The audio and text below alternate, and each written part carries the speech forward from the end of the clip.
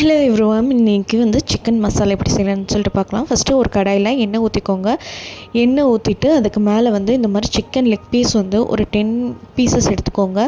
அதுக்கு மேலே நான் காமிச்ச சிக் மார்க் பவுடர் இருக்குல்ல, அது ஒரு 2-3 பாக்கெட் ஃபுல்லாக ஆட் பண்ணிக்கோங்க. ஆட் பண்ணிவிட்டு இந்த மாதிரி தண்ணி கொஞ்சம் சேர்த்து நல்லா இந்த மாதிரி கலந்து விடுங்க. இந்த சிக்கன் மசாலா நீங்கள் ஆக்சுவலி சைடிஷ்க்காக இதை யூஸ் பண்ணிக்கலாம். செம்ம டேஸ்ட்டாக இருக்கும். நீங்கள் எண்ணெயில் போட்டு வறுக்கிறத விட இந்த மாதிரி செஞ்சு சாப்பிட்டு பாருங்கள். ரொம்ப ரொம்ப சூப்பராக இருக்கும், எம்மியாக இருக்கும்.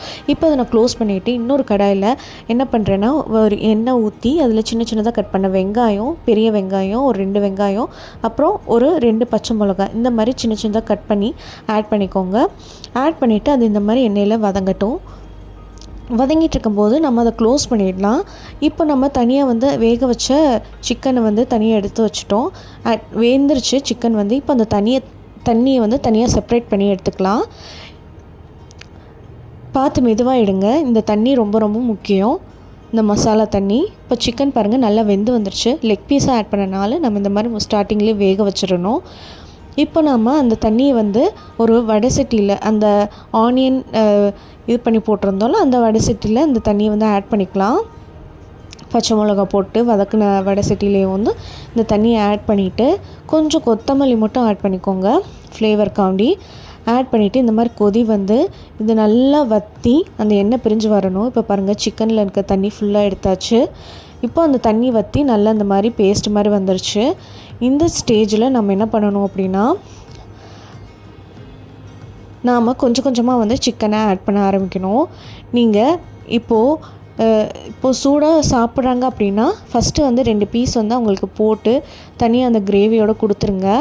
அதுக்கப்புறமா நம்ம மொத்தமாக ஆட் பண்ணிக்கலாம். இப்போ எங்கள் வீட்டில் பிரியாணி, முட்டை, அதுக்கு சைடிஷ்ஷாக இந்த மட்டன் கிரேவி, அப்புறம் இந்த சிக்கன் லெக் பீஸ் கிரேவி. இந்த செமி கிரேவிக்கு நீங்கள் இந்த மாதிரி சிக்கனை ஃபஸ்ட்டு போட்டுட்டு லெக் பீஸ் போட்டுட்டு அது மேலே இந்த கிரேவியை லைட்டாக ஸ்ப்ரெட் பண்ணி விடுங்க. ஸ்ப்ரெட் பண்ணி விட்டதுக்கப்புறமா இந்த மாதிரி அந்த கிரேவியில் நல்லா மிக்ஸ் பண்ணி அந்த மூழ்கிற மாதிரி மிக்ஸ் பண்ணிவிடுங்க. இந்த மாதிரி 2 சைடும் திருப்பி திருப்பி போட்டு நல்லா மிக்ஸ் பண்ணிக்கோங்க. ஸ்டார்டிங்லேயே உப்பு தேவையான அளவு ஆட் பண்ணிக்கோங்க. அது சாரி கைஸ், அது சொல்ல மறந்துட்டேன். இந்த மாதிரி ஒவ்வொரு லெக் பீஸாக போட்டு நல்லா அந்த மசாலா எல்லா இடத்துலையும் ஈவனாக ஸ்ப்ரெட் ஆகிற மாதிரி மிக்ஸ் பண்ணி விட்டுக்கோங்க. இந்த மாதிரி ஈவனாக ஒவ்வொரு பீஸையும் ஸ்ப்ரெட் பண்ணுற மாதிரி போட்டுக்கோங்க.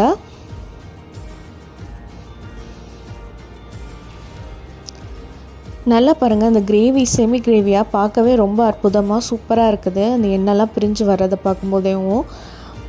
இப்போது எல்லா லெக் பீஸஸையும் அதில் ஆட் பண்ணிக்கலாம். கொஞ்சம் கொஞ்சமாக, மொத்தமாக ஆட் பண்ணிடாதீங்க. அப்புறம் மசாலா ஒரு சில இடத்துல ஃபுல்லாக அப்ளை ஆகாமல் இருக்கிற மாதிரி இருக்கும். இந்த மாதிரி கொஞ்சம் கொஞ்சமாக ஆட் பண்ணிட்டிங்கன்னா உங்களுக்கு ஈஸியாக இருக்கும்.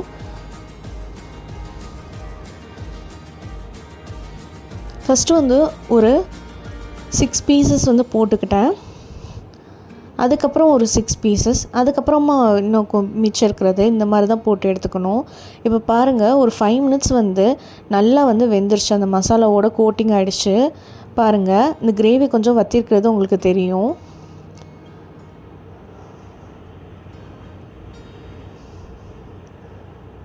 இந்த மாதிரி கடையில் கூட நமக்கு செஞ்சு தர மாட்டாங்க. அவ்வளோ டேஸ்ட்டாக எம்மியாக இருக்கும். நீங்கள் வீட்லேயே இந்த மாதிரி சிக்கன் எடுத்து செய்யும்போது. இப்போ நான் அதை தனியாக ஒரு டிஃபன் பாக்ஸில் வச்சிடுறேன்.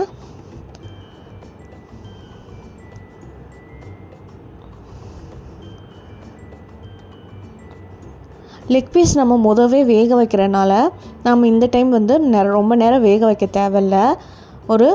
கொஞ்ச நேரம் ஒரு 5 மினிட்ஸ் இருந்தால் போதும். அந்த மசாலா உள்ளே இறங்குற வரைக்கும் இருந்தால் போதும். இப்போ பாருங்கள், நல்லா பீசஸ் ஈவனாக ஸ்ப்ரெட் ஆகிடுச்சு.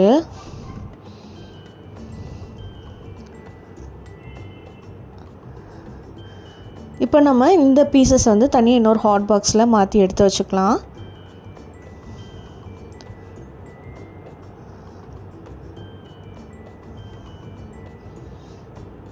இப்போ அதை எடுத்து வச்சாச்சு. இப்போ அதே கிரேவியில் மிச்சம் இருக்கிற பீசஸை ஆட் பண்ணிக்கலாம். இப்போ மிச்சம் எல்லா பீசஸையும் ஆட் பண்ணிக்கோங்க. ஆட் பண்ணிவிட்டு கொஞ்சம் கொஞ்சமாக இந்த மாதிரி ஒரு 3 பீசஸ் ஆட் பண்ணிவிட்டு நல்லா அதை கலந்து விட்டுட்டு அடுத்து இன்னும் ஒரு 3 பீசஸ் ஆட் பண்ணுங்கள். இந்த மாதிரி ஒவ்வொன்றையும் பொறுமையாக நீங்கள் ஆட் பண்ணணும். மொத்தமாக எல்லாமே போட்டுட்டிங்கன்னா அது ஈவனாக எல்லா இடத்துலையும் வந்து மசாலா வந்து ஸ்ப்ரெட் ஆகாது. அது ரொம்ப கஷ்டமாக இருக்கும் உங்களுக்கு கிண்டுறதுக்கும்.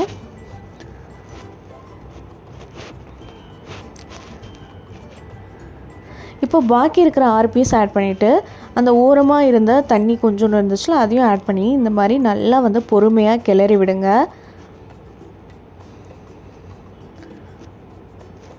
அடிப்பிடிக்காமல் கிளறி விட்டுட்டே இருங்க. நல்லா அந்த மசாலாவோட ஈவனாக ஸ்ப்ரெட் ஆகணும் சிக்கன் வந்து.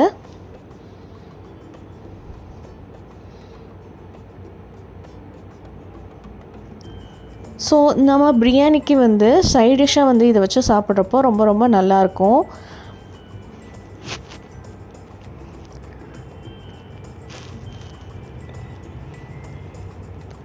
நம்ம கிரேவியை வச்சு சாப்பிட்றத விட இந்த மாதிரி மசாலா வச்சு சாப்பிடும்போது இன்னும் வந்து இந்த டேஸ்ட்டை என்ஹான்ஸ் பண்ணி கொடுக்கும். தேங்க்யூ ஃபார் வாட்சிங்.